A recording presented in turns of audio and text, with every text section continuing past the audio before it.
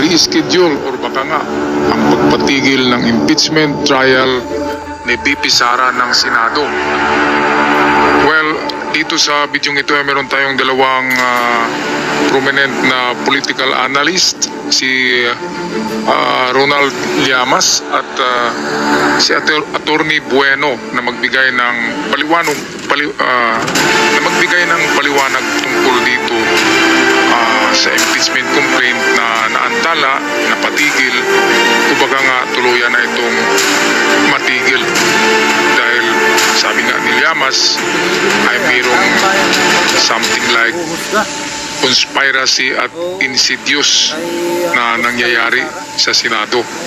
Well, narito si Ronald Llamas atin pakinggan, at mamaya sa pangalawang video clip ay si Attorney Bueno na magbigay ng lecture sa atin tungkol sa batas ng impeachment. Constitutional mandate yan na forthwith as soon as possible. Kaya malaking bahagi ng blame, kahit may ibang variables at play, sa Senate President. Tama. Okay. Lalo na kung hindi matutuloy. Yeah. Ngayon kung matutuloy, sasampal-sampalin ko na yung sarili ko. Nagkamali ako, no? Maglulumuhod ako, no? Sorry po, no? Hindi ako perfecto, katulad ng host. Hindi ako kasing perfecto ng host. Mag-a-apologize po ako. Gusto niyo ho, lumuhod pa ako sa munggo at saka sa asin. Gagawin ko yan, no?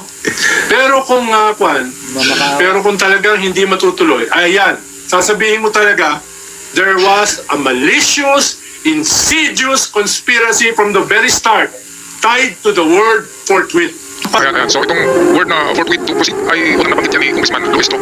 At kudos kay Congressman Luistro, hindi ko narinig eh. Wala hindi na nagplano. Si Congressman Luistro, ano kayang nangyari? Baka na-whitewash na naman. Di ba mga kababayan? Kasi yun ang kinatakutan nila na prosecutor eh. Si Luistro kasi napakatalino, magaling. At ngayon ay wala nang lumabas na vlog ni Congressman Luistro. Kaya ako'y nagtaka kung bakit nawala siya, di ba? At dito sila Ronald Llamas, isa sa magaling na political analyst, ay ayan nga, nagsabi na mayroong conspiracy at insidious na nagaganap sa Senado dahil dalawang beses nang inantala, di ba? Noong una ay 2 buwan na dinidelay ni Escudero. At ngayon ay ilang buwan na naman, di ba? June 11, so 2 weeks, mga 1 week, mahigit pa bago mabasa yung impeachment articles ng impeachment ni VP Sara. Kaya mayroong ng something like conspiracy sa dyan sa Senado, at yung insidious medyo malagim eh. Nasabi ni Ronald Llamas, parang totoo yata, di ba mga kababayan? So patuloy tayo dito sa ating political analyst sa kanyang mga insights tungkol sa pagtigil ng impeachment. Sa time limit, so magbubutuhan sila ngayon. Magbubutuhan sila kung tatanggapin o sisimulan. Paano? Paano kung hindi makakuha ng sapat na boto? So, ano mangyayari dyan? Sabi nga ni ex-Senate President Dillon, aakyat sa Supreme Court. Pero siyempre, magkakaroon ng leeway yung President, yung Vice President. Dahil siyempre, hindi mo alam, matagal yan sa Supreme Court. Ayan, so meron ng interview kay ex-Senate President Franklin Drilon. Ang nasabi naman ni Franklin, kasi si Drilon sa impeachment, meron yata ang 3 impeachment na naupuan ni Drilon. At alam niya na ang mga pasikot-sikot dyan. At sabi ni Drilon ay, kung hindi mag-a-action ang Senado sa impeachment, kasi nung una, di ba, nung unang hearing sa impeachment, walang umupo sa Senado, bakante lahat ng upuan. Kaya ibig sabihin, meron talagang conspiracy dyan sa loob ng Senado. At majority ata ay makasara. Ano ba yung gayuma ni Sara? Baka may gayuma yan. Kasi nagayuma na lahat ng senador. Iwan ko lang, kinakiko at Bamagino. Dahil yan ay anti-Duterte din. Baka maihipan na naman ng agimat ni VP Sara at magbago na naman ang isip. Saan kaya kumuha ng mga agimat, no? Sina Digong at Sara. Ang galing nilang mga budol, di ba, ng isipan ng tao. Kaya ito, Lorenzo Llamas, nabanggit na si Drilon. Yun ang sabi ni Drilon na kung hindi umaksyon ang Senado, ay ang Korte Suprema na daw ang aksyon dyan. Ngayon, sagot naman ni Llamas na paano aksyon ang Supreme Court, i-impeachable din ng Supreme Court. Kaya baka ibalik muli sa Senado.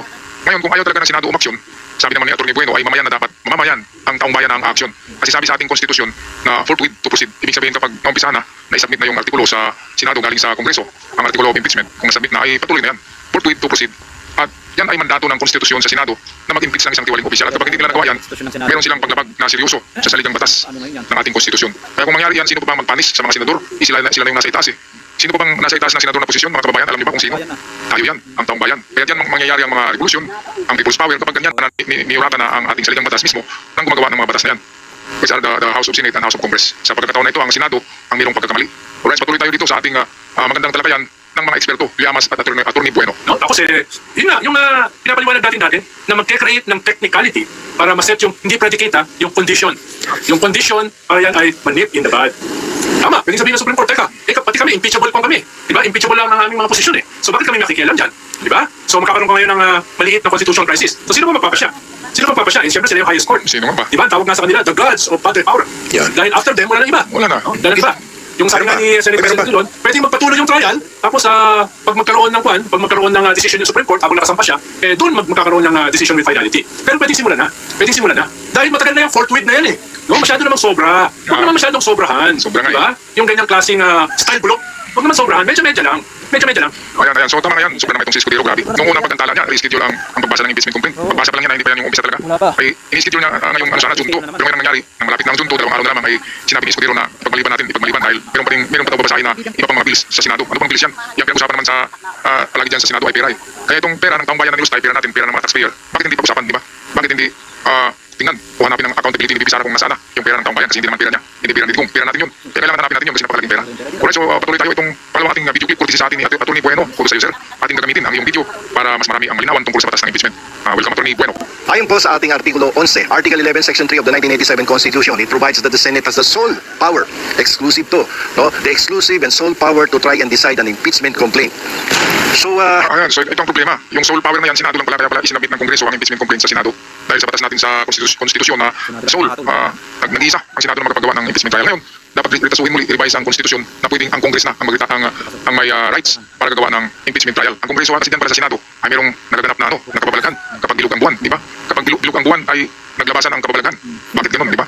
Nag-out lahat ng senador, congressman, mayor, lahat yan nag-out na mag-uupo sa opisina, di ba? Nag-out na kanilang susundin kung ano man ang meron sa saligang batas. So help me God. Yan ang pag-out nila dyan sa opisina, pero yun pala ay binabasa lang, hindi isinasaisip yung kanilang out-taking sa pag-upo sa opisina. Kaya yan dapat ang Pilipino talaga.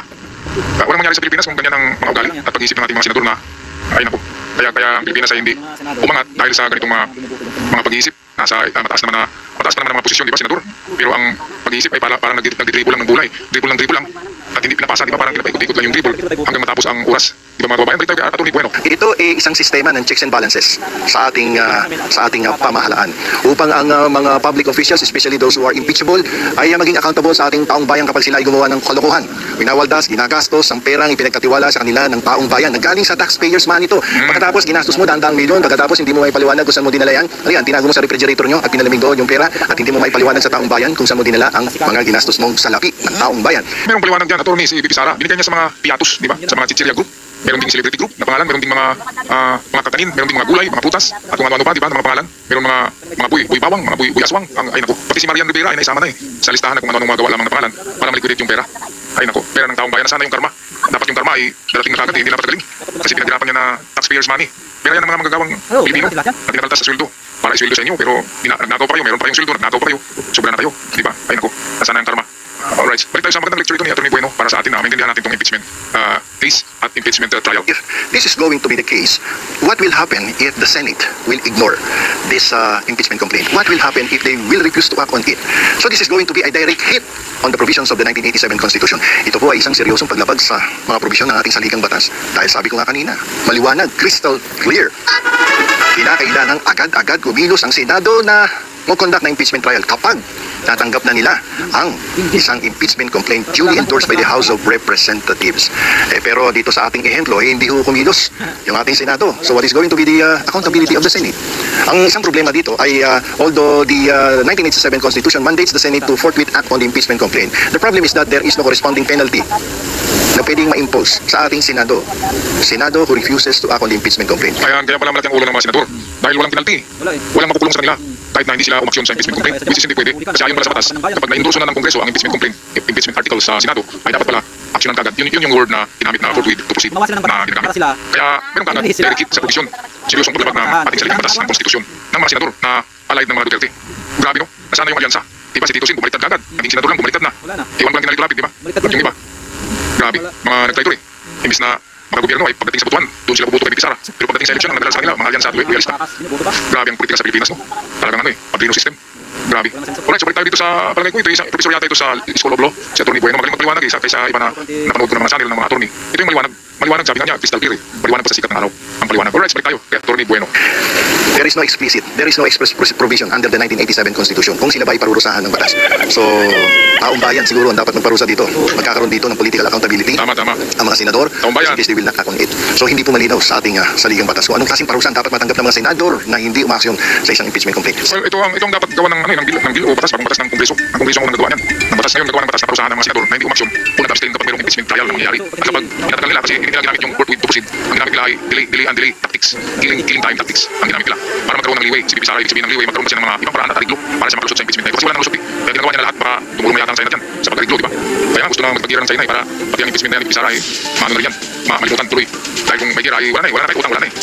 Kaya kailangan may batas na mapaparusa sa mga senador na hindi action sa mga ganitong impeachment trial para ma-prove ang accountability, pagkikita kung paano nilustay, pagkikita kung walang kasalanan kung meron ang isang magandang ng impeachment trial na gagawin official. Tayo, pero Meron po tayong tinatawag sa mga nanunungkulan sa atin na bago sila officially mag-assume ng kanilang public office, they need to take their oath of office. So lahat ng ating mga senador ay nag-take yan ng oath before they officially assume their office. They swear to uphold the 1987 Constitution. Sabi nila, I will protect and defend the 1987 Constitution. Yun po ang isang importanteng linya na sinasabi doon sa kanilang oath of office. Paano hindi sila umaksyon dito sa isang impeachment complaint na mandato ng ating saligang batas? So that would be another direct hit to the provision of the Constitution. That would be a very clear violation of the 1987 Constitution and the oath of office na sinabi nila, I will protect, I will defend the 1987 Constitution. Binaliwala ninyo na ang isang public official na lantarang nagnanakaw ng pera ng taong bayan ay hahayaan ninyong patuloy na maglingkod. Actually, hindi patuloy na maglingkod eh. hindi naglingkod na bakasyon lang sa daig eh. Paano masabing naglingkod? So gamitan natin ng ibang salita. Hahayaan ninyong patuloy na mangulimbat. Magnakaw Mangulimbat. ng pondo ng bayan. Mas importante yung mga binalangkas ninyong mga proposed bill dyan sa Senado, sa House of Representatives na pwede nyo namang talakayan later on. Tama, yung mga sinasabi ni Escudero na mayroong balangkasin ng mga ganyan, ng mga bills. Ay pwede nang later on na kasi nauna na nga sa schedule itong impeachment trial. Tapos mayroon na namang sasapaw, mayroong mag-overlap, di ba? Ano bang importante? Yung mga bills ba na walang kabuluhan o itong paano natin mabigyan ng accountability ang pagnakaw ng kaban ng bayan ng pera ng taong bayan nitong Vice President na ito? At kung hindi man siya nagnakaw ay dito